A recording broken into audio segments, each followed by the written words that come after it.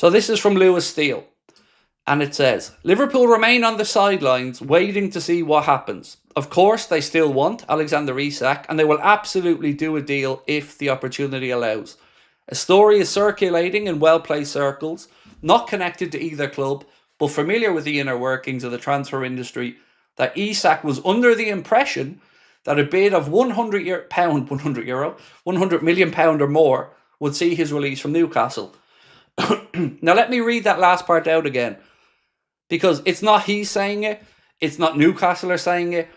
He said, a story is circulating in well-placed circles, so within the football world, not connected to either club, but familiar with the inner workings of the transfer industry, that Isak was under the impression that a bid of £100 million or more would be enough for him to be moved on this summer. And I've got to be in my bonnet with Henry Winter, who I think is a wonderful journalist, and, you know, I very rarely would say anything against Henry Winter. I think he's brilliant at what he does. But he keeps talking about Liverpool's £110 million offer as some kind of throwaway offer. Like it was unrealistic, like it was disrespectful. How? I keep saying this. How is £110 million disrespectful? Granted, it might not be what you want as a selling club and it's your preference to set a price. But to talk about £110 million rising to £120 million, which could potentially be a British transfer record, as a throwaway or a belittling offer is absolute insanity. And what he went on to say was, in a market where forwards are moving, average forwards for 45, 50, 60 million quid, Liverpool need to be realistic. Now, respectfully, it's not Liverpool's fault if everybody else is having to overpay for average forwards. Liverpool will have a price and a budget and a thought process, and they'll move with that.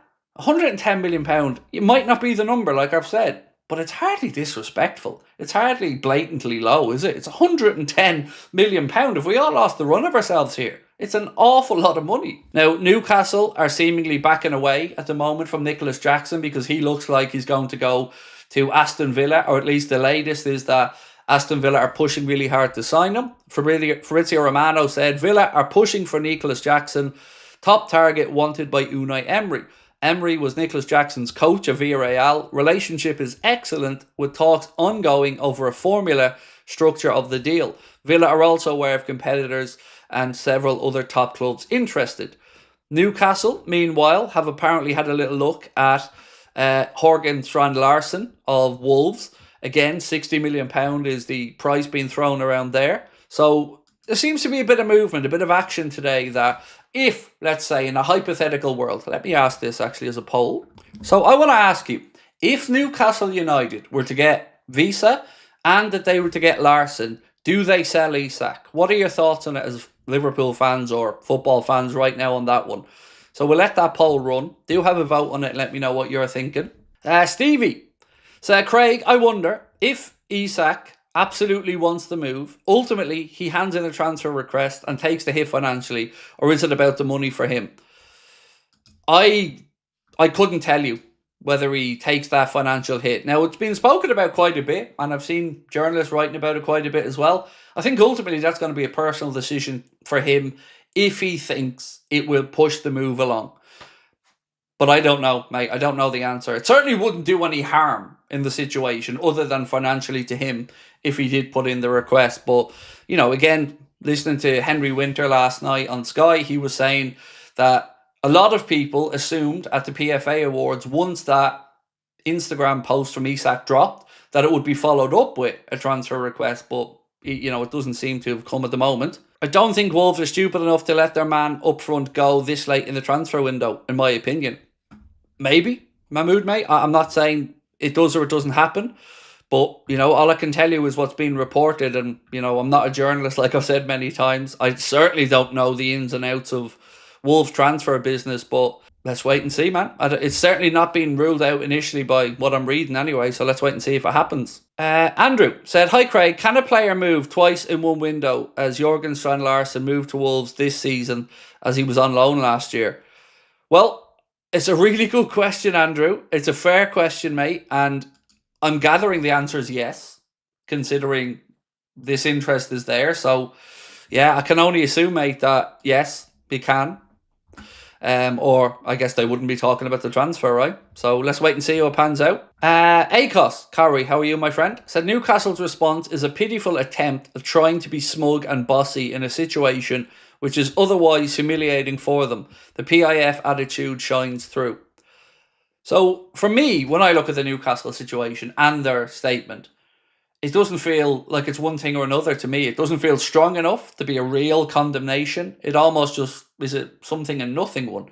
But what others have interpreted as has been funny. For instance, Ian Doyle said so. They publicly admit for the right conditions he's for sale. And that's the part of this that makes me laugh. Not what Ian Doyle said, I agree. But what makes me laugh on all of this is Newcastle's stance, the media around Newcastle's stance, has jumped around and hopped around. So 1 minute, they wanted Isak and they wanted Ekitike. Now all of a sudden, we're being blamed for them not getting Ekitike, and that messed us up having a chance to get Isak, even though they knew and were told what was going to happen. So that was one. Then it was he wasn't for sale, just isn't for sale. Now it's pay the money, pay the 150 million euro, get serious, put in a real offer. Also, they reached out to Liverpool and said, can we have a chat? Liverpool came to the table, put in an offer, probably thinking, might not be accepted, but, get the ball rolling. Whatever refusal we got seemingly was enough for us to go, nope, not going to revisit this unless we get some encouragement. So what I'm, in a long-winded way, trying to say is, I don't see the upside for Newcastle's owners here. I don't. What do they win in this scenario? They win keeping a player who doesn't want to be there. They win showing that a player who goes to Newcastle and potentially wants to move on in their career isn't going to go, isn't going to get a chance to move. I'm struggling to see the upside. Yes, I'll keep a player, but he's not going to give a shit. He doesn't want to be there. You're not going to get the best version of him. Every time he feels a niggle or a strain, he's likely to go, don't feel like I can play, lads. Thighs hurting, blah-de-blah. So I don't see the win and the upside for them that some of their fans are making out. Like, we've won. Have you? We'll move on to another target and we'll be absolutely fine. But remember, PSR, and that's the evil. PSR is the evil. Their own accounts are saying it. PSR is the evil in football. Yeah, those dadgum rules, God, so hard when you have to operate within the rules, isn't it? The unrecognised. How are you, sir? Said, I can see the Isak situation ramping up after the Newcastle game. Can't see any movement from Newcastle until that game is done. Thank you for the daily updates as always, Craig. Top man. Thank you, sir. So I think about this one a little bit differently, and I know I'm in the minority because most people, even Connor, the other half of our channel, agree with what you've said. But I don't see the difference. Like, let's say it was agreed before we go to Newcastle. Is that going to make them any more or less angry than they are now towards Liverpool, the fan base? I would say no matter what happens, even if Liverpool say right now, right, we are 100% not going to go for Isak. Sorry, lads, we're going to eat a load of humble pie. Our bad, we'll move on. It's not going to change anything. Monday night is going to be absolutely febrile, is probably the right word, up there. It's always a great atmosphere. It's always a tough place to go and play. And Monday, it's not going to be any different if Liverpool start the process now or after Monday, in my opinion, because it's not going to change what we face on Monday night up there.